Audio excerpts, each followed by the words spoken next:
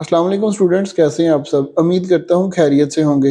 अगर किसी स्टूडेंट को इस वीडियो लेक्चर में कोई पॉइंट क्लियर ना हुआ हो, तो आप मेरे स्क्रीन पे दिए व्हाट्सएप नंबर पे राब्ता कर सकते हैं। इंशाल्लाह ज़रूर रहनुमाई फराहम करूँगा। और इसके अलावा अगर आपको मैथ्स, फिज़िक्स, केमिस्ट्री, बायोलॉजी का कोई भी टॉपिक समझना हो, तो आप फिर भी मेरे इस व्हाट्सएप नंबर पे राब्ता कर सकते हैं।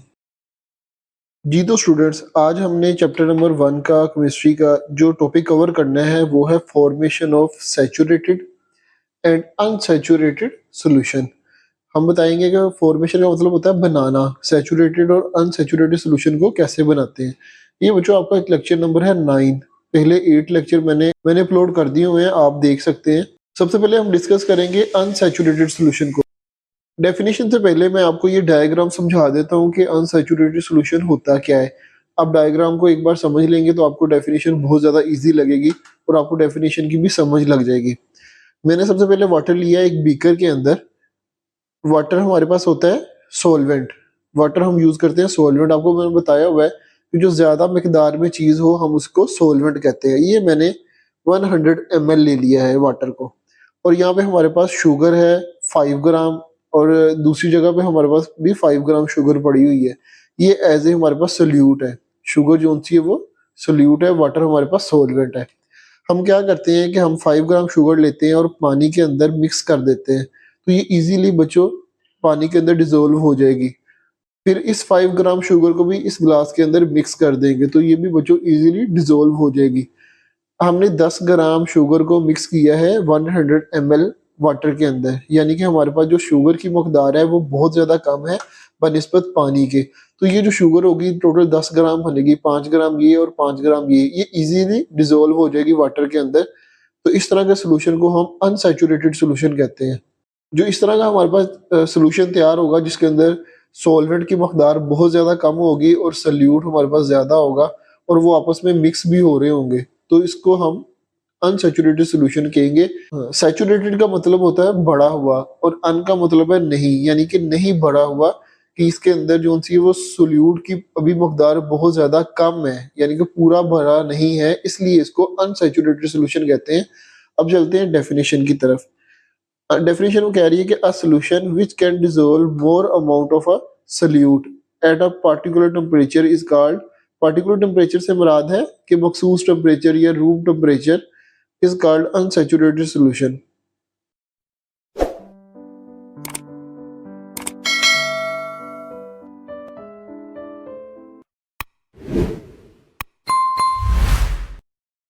आगे हम आ जाते हैं सैचुरेटेड सॉल्यूशन क्या होता है। इसकी भी डायग्राम पहले आप समझ लेते हैं। हमारे पास 100 ml है वाटर, उसको हम सॉल्वेंट कहते हैं, और शुगर हमारे पास है 110 ग्राम। सोल्यूट हमारे पास 110 ग्राम है शुगर। इस 110 इस शुगर को हम 100 ml के अंदर डाल के मिक्स कर देंगे, तो आप देखेंगे कि ये जो शुगर है कम्प्लीटली इस वाटर के अंदर डिसॉल्व नहीं होगी।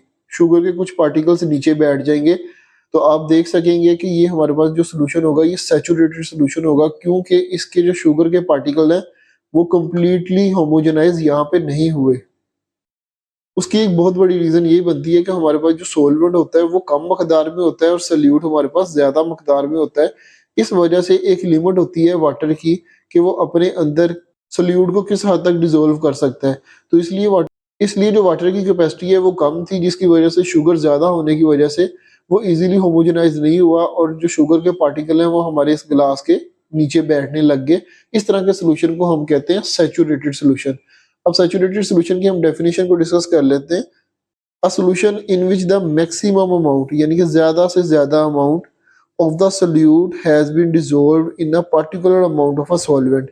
वो ये कहना चाह रहा है कि ज्यादा से ज्यादा अमाउंट सोल्यूट की सॉल्वेंट डिसॉल्व कर ले अपने अंदर, particular amount of a solvent, यानी कि मखसूस अमाउंट ऑफ अ सॉल्वेंट। जैसे हमने यहाँ पे डायग्राम के अंदर 100 ml लिया था और 100 ml के अंदर ही हमने 110 ग्राम शुगर को डाला है। यहाँ पे पानी की मकदार ज्यादा नहीं की, इस वजह से वो डेफिनेशन में कह रहा है कि in a particular amount of a solvent at a particular temperature, उसी टेम्परेचर पे यानी कि रूम टेम्परेचर के ऊपर, इज कॉल्ड सैचुरेटेड सोल्यूशन। इस सोल्यूशन को हम सैचुरेटेड सोल्यूशन कहते हैं। आगे हमारे पास एक मोस्ट इंपोर्टेंट पॉइंट है और एक मोस्ट इंपोर्टेंट क्वेश्चन है जो आपको बोर्ड के पेपर में बार बार पूछा जाता है और इसी टॉपिक के रिलेटेड है। पॉइंट ये है कि वो कह रहा है कि different solute has different solubility in a particular solvent. जैसे मैंने आपको सैचुरेटेड सॉल्यूशन के अंदर अभी मैं आपको ऊपर बता के आया हूं कि जो हर जो सॉल्वेंट होता है उसकी एक मखसूस कैपेसिटी होती है कि अपने अंदर सोल्यूट को डिसॉल्व कर सके। जिस तरह अब पानी को अगर हम 110 ग्राम नमक लेंगे वो पानी के अंदर हल हो जाएगा, लेकिन 110 ग्राम शुगर कभी भी पानी के अंदर हल नहीं होगी। उसकी रीजन ये होती है कि हर चीज की सोलिबिलिटी कम और ज्यादा होती है। ये चीज एक मेन पॉइंट है। आपको डेफिनेशन भी आ सकती है, ये आपको एमसीक्यूज में पूछा जा सकता है कि डिफरेंट सोल्यूट्स है different solubility in a particular solvent. How formation of solution can be use in daily life. Formation of solution यानी कि जो हम सॉल्यूशन बनाते हैं इसका डेली लाइफ के अंदर कहाँ कहाँ हम इस्तेमाल करते हैं या देखते हैं कि कहाँ कहाँ पे डेली लाइफ में सॉल्यूशन का इस्तेमाल होता है। सबसे पहला पॉइंट आपने लिखना है dissolving medicine in water helps our body to absorb them. आप मेडिसिन जो भी खाते हैं वो आपके बॉडी के अंदर बॉडी टेम्परेचर के हिसाब से पानी के अंदर मिक्स होके तो आपको आपका जो भी डिजीज होता है उसको कवर करती है। ये भी एक सोल्यूशन की किस्म है। जैसे अब पानी है, हमारी बॉडी के अंदर पानी होता है और वो मेडिसिन हमारे जिस्म के अंदर जाती है तो पानी की मदद से सोल्यूशन बना देती है। हम हमारे पास जो मेडिसिन होगी वो हमारे पास क्या होगी, सल्यूट। और जो वाटर अंदर बॉडी के अंदर है वो एज ए सॉल्वेंट काम करेगा, तो ये हमारे पास सोल्यूशन बन जाएगा। पॉइंट नंबर 2 है हमारे पास detergent and soap dissolve in water to clean surface.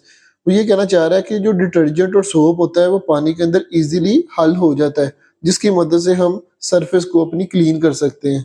तो ये भी एक सोल्यूशन है। यानी कि देखें, सोप है, अगर वो पानी के अंदर कभी भी मिक्स ना हो तो हम कभी भी क्लीनिंग ना कर सके, सफाई सुथराई ना कर सके। इस वजह से वो ये कह रहा है कि डिटर्जेंट और सोप पानी के अंदर इजीली हल हो जाते हैं, तो जिसकी वजह से हम क्लीनिंग सरफेस यानी कि अपनी सरफेस को साफ कर सकते हैं।